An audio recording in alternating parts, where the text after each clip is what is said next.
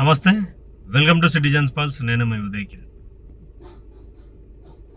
ఇక్కడ తెలంగాణ రాష్ట్రంలో ఒక బీసీ మంత్రిని పీఠాన్ని కదిలించడానికి, బీసీ మంత్రికి సంబంధించినటువంటి పదవిని ఊడగొట్టడానికి ముఖ్యమంత్రి కసరత్తు చేస్తూ ఉన్నాడు అనేది పెద్దగా చర్చ జరుగుతున్నటువంటి నేపథ్యం. అంటే రీసెంట్గా బీసీ మంత్రికి సంబంధించినటువంటి కుమార్తె తనకు సంబంధించినటువంటి వ్యక్తిగత విమర్శలు చేసినా కూడా ఇక్కడ బీసీ మంత్రి మహిళా మంత్రికి నోటీసులు ఇవ్వడం జరిగింది. ఆ మహిళా మంత్రి కూడా అసలు నా కుమార్తె చేసినటువంటి వాక్యాలకు నేనెందుకు సమాధానం చెప్పాలి అంటూ కూడా అక్కడ మాట్లాడినటువంటి నేపథ్యం కనిపిస్తూ ఉన్నది. అయితే ఇక ముఖ్యమంత్రి గారి మీద చేసినటువంటి వాక్యాల మీద ఒకసారిగా కాంగ్రెస్ పార్టీకి సంబంధించినటువంటి నాయకులు బగ్గుమన్నారు. తర్వాత ఇక అంటే చాలా వరకు కొండా సురేఖ రాజకీయం మొదలుపెట్టినప్పుడు, ఆమె ఎమ్మెల్యేగా గెలిచినప్పుడు కనీసం పోటీ చేయనటువంటి వ్యక్తులు కూడా ఈరోజు ఆమె మీద తిరగబడ్డారు అని చెప్పేసి కూడా కొంత సోషల్ మీడియాలో చర్చ జరుగుతూ ఉన్నది. Congress versus Konda team versus Rajagopal Reddy team versus Congress ఒక సైడ్ అయిపోయింది. రాజగోపాల్ రెడ్డి టీము, చిన్నారెడ్డి టీము, కొండా మురళి, కొండా సురేఖ, కొండా సుష్మితకు సంబంధించినటువంటి టీంలు ఒకటైపోయినాయి. ఒక ఆట ఆడుకుంటా ఉన్నాయి కాంగ్రెస్ అనేది పెద్దగా జరుగుతూ ఉన్నటువంటి చర్చ. అయితే ఈరోజు ముఖ్యమంత్రి గారిని తిట్టింది అని చెప్పేసి ఒక అంశం మీద అక్కడ ఉన్నటువంటి నేపథ్యంలో ఎమ్మెల్యేలు ఎమ్మెల్సీలు అంతా కూడా భారీ ఎత్తున ప్రెస్ మీట్ పెట్టారు. పాపం ఒక దాదాపు అధికారంలో ఉన్నటువంటి పార్టీలో ఉన్నటువంటి ముఖ్యమంత్రి గారిని తిడితే కూడా ఎక్కడా కూడా 20 మంది, దాదాపు 20 మందే వచ్చినటువంటి పరిస్థితి ఉన్నది. ఒకసారి ఆ పేర్లు వినిపించేటువంటి ప్రయత్నం చేస్తా. కొండా సురేఖను ప్రధానంగా సస్పెండ్ చేయాలని చెప్పేసి ప్రెస్ మీట్ పెట్టినటువంటి రేవంత్ రెడ్డికి సంబంధించినటువంటి వర్గం అంటున్నారు. 18 మంది ఎమ్మెల్యేలు, 2 ఎమ్మెల్సీలు అంటూ కూడా ఒక వార్త సంచలనం రేపుతా ఉన్నది. నిజంగానే వాళ్ళు ప్రెస్ మీట్లు పెట్టినటువంటి నేపథ్యం కూడా కనిపిస్తూ ఉన్నది. ఒకటి వరంగల్ జిల్లాకు సంబంధించినటువంటి నాయన్ రాజేందర్ రెడ్డి, కేఆర్ నాగరాజ్, తర్వాత మిగతా అంటే నల్గొండకు సంబంధించినటువంటి ఆలేరు ఎమ్మెల్యే బీర్లా ఎలయ్య, మధుసూదన్ రెడ్డి, రేవూర్ ప్రకాష్ రెడ్డి, దొంతి మాధవ్ రెడ్డి, మందుల శామల్, వెడ్మబొజ్జు, వేముల వీరేశం, బుయ్యాని మనోహర్ రెడ్డి, కూచుకుల్ల రాజేష్ రెడ్డి, ఇక్కడ బతుల లక్ష్మారెడ్డి, బాలు నాయక్, వీరపల్లి శంకర్, కుంభం అనిల్ కుమార్ రెడ్డి, చిక్కుడు వంశకృష్ణ, బల్మురి వెంకట్ ఎమ్మెల్సీ, బస్వరాజ్ సారయ్య ఎమ్మెల్సీ. అంటే ఈడ నేపథ్యం ఎట్లున్నది అంటే ఒకసారి చూసుకుంటే ఒక బీసీ మంత్రిని తీసివేయడానికి ఏమన్నా పావులు కలుపుతున్నాడా? దాంట్లో మరి కొంత ఆశ్చర్యకరమైనటువంటి విషయం ఏంటి అంటే దీంట్లో రేవంత్ టీం వచ్చేసి ఇక్కడ రాజగోపాల్ రెడ్డిని టార్గెటెడ్గా కూడా మాట్లాడినటువంటి నేపథ్యం కూడా కనిపిస్తూ ఉన్నది. దీంట్లో మాట్లాడింది చిన్నారెడ్డి గారిని ఉద్దేశించి మాట్లాడుతూ రాజగోపాల్ రెడ్డి గారిని ఉద్దేశించి మాట్లాడింది ఇక్కడ వీర్లపల్లి శంకర్. ఇక్కడ ఆయన కూడా ఒక బీసీ ఎమ్మెల్యే. ఇప్పుడు ఒక బీసీ మంత్రి మహిళా మంత్రి మీద కొంత సరే రెడ్లు ఎమ్మెల్సీలు పెడతా ఉన్నారంటే ఒక పాయింట్ ఉన్నది. కానీ ఇక్కడ వీర్లపల్లి శంకర్ కూడా కొండా సురేఖను చేయాలి అంటూ కూడా ఒక పెద్ద ఎత్తున ఒక చర్చ జరుగుతూ ఉన్నటువంటి నేపథ్యం కనిపిస్తూ ఉన్నది. అయితే ఇక్కడ వీర్లపల్లి శంకర్ చేసినటువంటి కామెంట్ ఏంటి అంటే రాజగోపాల్ రెడ్డి ఎగిరెగిరి పడుతున్నాడు, మునుగోడు ఉప ఎన్నికలో నీ గతి ఏమైందో తెలుసు కదా అని చెప్పేసి కూడా రాజగోపాల్ రెడ్డిపై విమర్శలు చేసినటువంటి నేపథ్యం. తర్వాత చిన్నారెడ్డికి ఎన్నిసార్లు టికెట్ ఇచ్చారు, ఆయన ఎగిరెగిరి పడుతున్నాడు, రాజగోపాల్ రెడ్డి, చిన్నారెడ్డి, కొండా సురేఖ మీరందరూ కాంగ్రెస్ కార్యకర్తలు పనిచేస్తే ఈ స్థాయికి వచ్చారంటూ కూడా ఉన్నారు. ఇలా కొందరు పేర్లు చెప్తున్నారు. మున్గోడు ఎలక్షన్ ఏమైందో ఒక ఆయన ఎగిరెగిరి పడతాడు. మున్గోడు ఎలక్షన్ ఏమైంది? ఇంకో ఆయన మాట్లాడతాడు.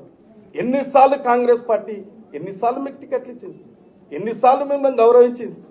ఇలా కార్యకర్తలు ఏమైపోతున్నారు? మీకు పనులు చేసిన కార్యకర్తలు ఏమవుతున్నారు? మున్గోడు ఆయనకైనా, సురేఖకైనా, ఇంకో చిన్నారెడ్డికైనా ఎంతమంది కాంగ్రెస్ కార్యకర్తలు పనిచేస్తే మీరు ఈ స్థాయికి వచ్చారు? ఆ వీడియో చూసినటువంటి నేపథ్యంలో వీర్లపల్లి శంకర్ మాట్లాడుతూ గతంలో ఉప ఎన్నికలలో ఏమైంది నీ గతి అని చెప్పేసి కూడా మాట్లాడినటువంటి పరిస్థితి ఉన్నది రాజగోపాల్ రెడ్డి. అదే రాజగోపాల్ రెడ్డికి సంబంధించినటువంటి వర్గం కూడా పెద్ద ఎత్తున వీర్లపల్లి శంకర్కి సంబంధించినటువంటి విషయం మీద మాట్లాడుతున్నారు. గతంలో మీకు టికెటే ఇవ్వలేదు, ఈసారి ఏదో టికెట్ ఇచ్చారు, గెలిచిరు, గతంలో మీ యొక్క కమ్యూనిటీకి సంబంధించి హోల్ తెలంగాణలో మీ కమ్యూనిటీకి రజక కమ్యూనిటీకి సంబంధించినటువంటి ఎమ్మెల్యేగా మీరుండి కుమ్మెర ఘటన విషయంలో కానీ ఖమ్మం ఘటన విషయంలో కానీ రజకుల మీద జరిగినటువంటి దాడుల విషయంలో స్పందించినటువంటి మీరు కూడా ఈరోజు రాజగోపాల్ రెడ్డి గురించి నీతులు మాట్లాడేటువంటి ప్రయత్నం చేస్తున్నారా అంటూ కూడా వీర్లపల్లి శంకర్కి చురుకలు అంటిస్తా ఉన్నారు. ఒకవైపు చిన్నారెడ్డి గురించి మాట్లాడుతూ కొండా సురేఖ గురించి మాట్లాడుతున్నటువంటి నేపథ్యం కూడా చూస్తూ ఉన్నాం. వీర్లపల్లి శంకర్ గతంలో కూడా ఎవరికి ఒత్తాసు పలికిండో అందరికి తెలిసిందే అంటూ కూడా పెద్ద ఎత్తున సోషల్ మీడియాలో చర్చ జరుగుతూ ఉన్నది. మరో సైడు వెడ్మ బొజ్జు కూడా ఇలాంటి అంటే పిల్లగాగి మాటలు అంటూ కూడా మాట్లాడినటువంటి నేపథ్యం చూస్తూ ఉన్నాం. తర్వాత మిగతా నేతలు వేముల వీరేశం కావచ్చు, ఆ మిగతా వాళ్ళు కూడా మాట్లాడుతూ ఉన్నటువంటి నేపథ్యం. అయితే ఇక అసలు ఇక్కడ పాయింట్ ఏంది అంటే ఒక బీసీ మహిళ మంత్రిని టార్గెటెడ్గా ఎందుకు చేస్తూ ఉన్నారు? అసలు ఈ 18 మందిలో ఎవరు మంత్రికి అర్హులుగా ఉన్నారు అనేది కూడా చెప్పాల్సినటువంటి అవసరం ఉంటుంది. ఎవరు మంత్రి కావాలని చెప్పి పోరాడేటువంటి ప్రయత్నం చేస్తూ ఉన్నారు. ఇక బీసీ మహిళని టార్గెటెడ్గా చేసి ఇక కొండా సురేఖకు చెక్ పెట్టేసి వీళ్ళంతా కూడా రేవంత్కి సంబంధించినటువంటి విషయాలలో మేము క్రియాశీలక పాత్ర పోషిస్తామని చెప్పి కూడా కొంతమంది ఉద్దేశపూర్వకంగా చేశారు అంటూ కూడా పెద్ద ఎత్తున చర్చ జరుగుతూ ఉంది. అసలు కొండా సుష్మిత పటేల్ చేసినటువంటి వాక్యాల మీద అసలు ఇక్కడ ఏం సంబంధం? కొండా సురేఖకి ఏం సంబంధం? అంటే ఇంకొకరు మాట్లాడతారు, ఆమె వెనుక నీ ఫోటో ఉన్నది కొండా సురేఖ గారు అని మాట్లాడతారు. మేము అడుగుతా ఉన్నాం, అసలు కొండా సురేఖ గారి ఫోటో ఉంది అంటే రేవంత్ రెడ్డి గారి ఫోటో పెట్టుకొని అక్కడ నాయకులు తిట్టుకుంటా ఉన్నారు, కాంగ్రెస్ పార్టీ కార్యకర్తలను మోసం చేస్తూ ఉన్నారు. ఇక్కడ ఇదే 18 మంది ఇన్ని రోజుల ప్రభుత్వ పాలనలో ప్రభుత్వ సమస్యల మీద ప్రభుత్వం చేస్తున్నటువంటి అవమానకరమైనటువంటి ఆందోళనకరమైనటువంటి ఏదైతే ఇక్కడ పాలన ఉందో ఆ పాలన విషయంలో మీరందరూ బయటకు వచ్చి మరి రైతు భరోసా ఎక్కడ పోయింది, ఇక్కడ ఉన్నటువంటి రైతు బీమా ఎక్కడ పోయింది, పింఛన్లు అన్నాం కదా ఇవన్నీ ఎక్కడ పోయినాయి అని చెప్పి ప్రజల పక్షాన మాట్లాడుంటే జర బాగుండేదేమో అనిపిస్తుంది. రోజు రోజుకు కాంగ్రెస్ పార్టీలో అల్లకల్లోలమైనటువంటి పరిస్థితులు కనిపిస్తూ ఉన్నాయి. ఓవైపు మంచిర్యాలకు సంబంధించినటువంటి ప్రేమ్ సాగర్ రావు వర్సెస్ వివేక్ వెంకటస్వామి మంత్రి వర్సెస్ ఎమ్మెల్యే నడుస్తూ ఉన్నది. ఇక్కడ వనపర్తికి సంబంధించినటువంటి విషయంలో మాజీ ఎమ్మెల్యే మాజీ మంత్రిగా అనుకోవచ్చు కాంగ్రెస్ పార్టీ నిబద్ధత కలిగినటువంటి కార్యకర్త చిన్నారెడ్డి వర్సెస్ ఇప్పుడున్నటువంటి ఎమ్మెల్యే మెగారెడ్డి. తర్వాత జైరాబాద్ కావచ్చు, జగిత్యాల నుంచి ఆల్రెడీ జీవన్ రెడ్డి బయటకు వచ్చినటువంటి నేపథ్యం. అంటే రోజు రోజుకు పార్టీలో అల్లకల్లోలమైనటువంటి పరిస్థితులు కనిపిస్తూ ఉన్నాయి. మరి ముఖ్యంగా ఈరోజు మెగారెడ్డి చిన్నారెడ్డి మీద ఫిర్యాదు చేయడానికి ఢిల్లీకి పోయినటువంటి పరిస్థితి కనిపిస్తూ ఉన్నది. ఎస్, సస్పెండ్ చేయాలని చెప్పేసి 18 మంది మాట్లాడినటువంటి మాటల 18 మంది కూడా ఒక ఒత్తాసు పలుకుతా ఉన్నారు, సస్పెండ్ చేయాలని చెప్పేసి ఒక ప్రెస్ మీట్ పెట్టినారు కదా. మరి బీసీ మహిళ మీద ప్రెస్ మీట్ పెట్టి ఏదో సాధించినామని చెప్పి అనుకుంటున్నారు కదా. అసలు మరి మీ అందరూ కూడా రాజీనామా చేయాలా? నిరుద్యోగులను నమ్మించి గొంతు కోసినందుకు మీ అందరూ రాజీనామా చేయాలా? రైతులను మోసం చేసినందుకు మీరందరూ రాజీనామా చేయాలా? యువతను డిగ్రీ పాస్ అయితే ఇంత అని చెప్పి యువ వికాసం ఇస్తామని చెప్పి నమ్మించి నట్టేయడం ఉంచినందుకు మీరందరూ రాజీనామా చేయాలా?